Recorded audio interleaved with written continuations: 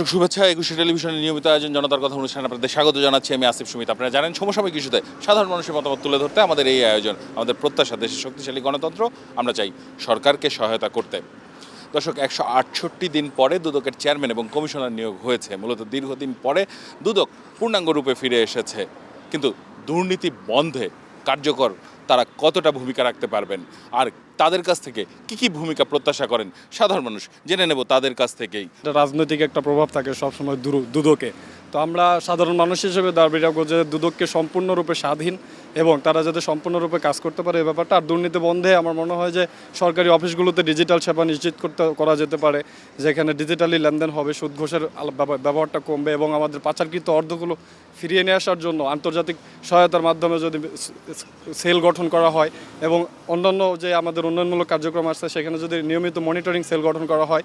এরপরে আবার আরও কিছু ব্যাপার আছে, যেটা হচ্ছে আমাদের অডিট, স্বচ্ছতা নিশ্চিত করতে এবং জবাবদিহিতার আওতায় নিয়ে আসতে সরকারি যত ক্ষেত্র আছে সবগুলোতে নিয়মিত অডিট, এই ব্যাপারটা আমি মনে করি অত্যন্ত অপরিহার্য। তদারকি করবার জন্য সরকারকে একটা টিম যদি গঠন করে দেয় এবং সেই টিম যদি এটা কঠিনভাবে হাতে এই পদক্ষেপ গ্রহণ করে, তবে আমি মনে করি সর্ব জায়গাগুলো আসলে দুর্নীতিকে লাগাম টেনে ধরা সম্ভব। আর দুদক যেমন তারা স্বাধীনভাবে এবং সাংবিধানিক সংস্থা হিসেবে কোনো ধরনের তারা উপর মহলের ওই ধরনের কোনো ধরনের প্রভাবমুক্ত বা বলয়মুক্ত হয়ে তারা যেন স্বাধীনভাবে কাজ করতে পারে, একই সাথে তাদের সকল ধরনের স্বচ্ছতা, জবাবদিহিতা এবং সুশাসন নিশ্চিত করার মাধ্যমে তাদের সমগ্র কার্যক্রম তাদের পরিচালনা করতে হবে। দুর্নীতি সে যেই হোক না কেন, কখনোই তাকে দুর্নীতি করার সুযোগ করে দেওয়া হবে না।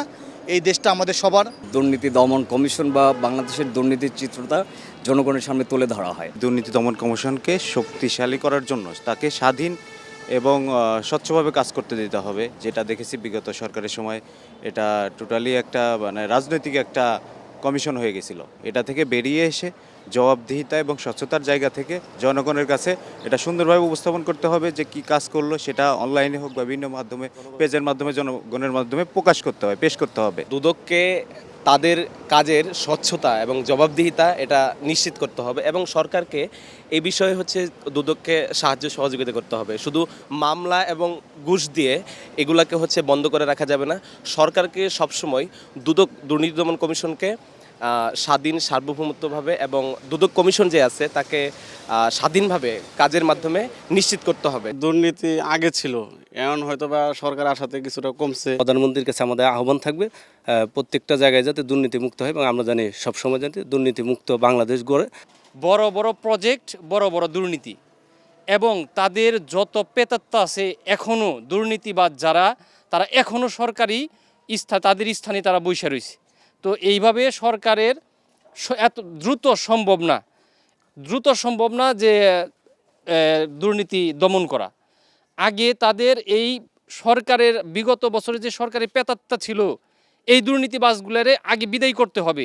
এই দুর্নীতিবাজদেরকে প্রতিহত করার জন্য যে নতুন সরকার যে নতুন দুর্নীতি কমিশনার নিয়োগ করেছে তার জন্য সাধুবাদ জানাই এবং সে যাতে আমাদের দেশটাকে দুর্নীতিমুক্ত করতে পারে তার জন্য জনগণ তার পাশে থাকবে। সরকারি হাসপাতালগুলো অনেক দুর্নীতি হয়, দালালরা ভরা থাকে, ভূমি অফিসগুলো অনেক দুর্নীতি হয়।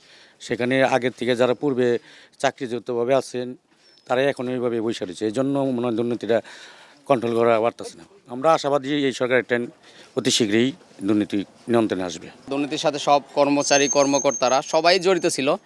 আমরা এখন এই নতুন সরকারের কাছে আমরা আবেদন করব যে এই দুর্নীতিবাজদের চিহ্নিত করা হোক এবং তাদের বিরুদ্ধে ব্যবস্থা নেওয়া হোক। অপরাধের পরিচয় নয়, অপরাধের মাত্রা বিবেচনা করে সেই মাত্রাকে টার্গেট করে আসলে শাস্তির বিধান রাখা উচিত। অনেক ধন্যবাদ আপনাকে। দর্শক, আপনারা শুনছিলেন সাধারণ মানুষের প্রতিক্রিয়া।